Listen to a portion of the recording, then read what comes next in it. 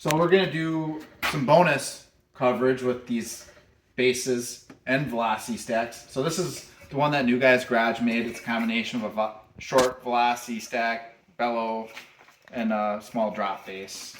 I bought a flat base, a large drop base, and these velocity stacks here.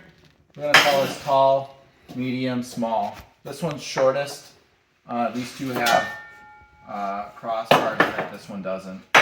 We're going to show you what the differences are with data. We're doing all this testing at 10 inches of water because our flow bench is too small for running all 4 barrels wide open. This is a continuation of the New Guys Garage series on the Holley 600. All these tests are on the Superflow 600. This is after we had tested the JB Weld contouring of the inlet, and then we threw these bases on at the end of that test. You can see we baseline without any type of base on the carburetor. This base testing actually went very quickly. We did all the tests without shutting down the flow bench between putting bases on and off. So I got the flat base because of feedback from a previous video I did on air filters, just to show the difference. But not all of us can actually use a flat base under a car hood. This drop base measures in at roughly 1.4 inches of drop. It's stamped. This is probably one I will try on my own vehicle. You can start to see a pattern that having an entryway into the carburetor makes the number go up. Last we did the small, medium, and tall velocity stacks. This first one did much better than I thought it would. It was short enough where I think it acted more as a drop base or gradual contour than a traditional stack would. This is a part of the test where people are typically either surprised or they already know. Yes, these next two do have the crossbar in them. On our previous test, we've played around with positioning of that crossbar, and with the crossbars positioned over the booster or splitting the venturis either front to back, side to side, the CFM was the same. Now you could say that maybe just having a crossbar in there would decrease the CFM. We didn't want to take these out because I don't own these stacks, so we left them as is. Overall, not too bad.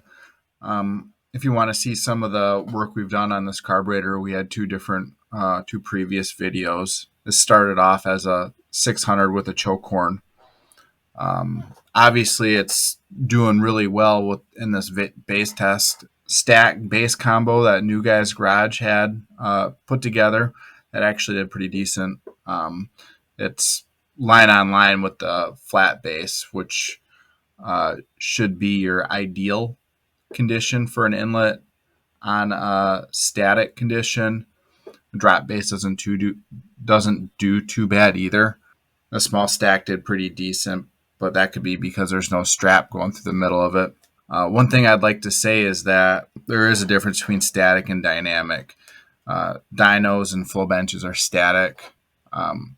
In real life, the inlet is going to be affected by air flowing across the top of it from speed, from the car driving.